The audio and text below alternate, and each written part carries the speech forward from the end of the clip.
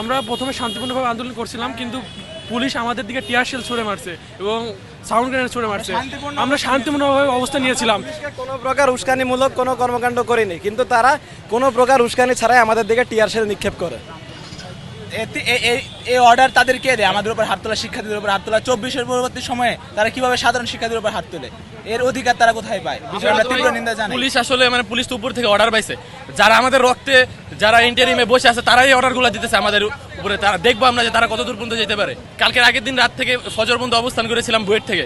তারপরে কালকে আমরা সারাদিন কর্মসূচি শাহবাগ ব্লকেট করেছি, তারা কোনো রেসপন্স জানায়নি।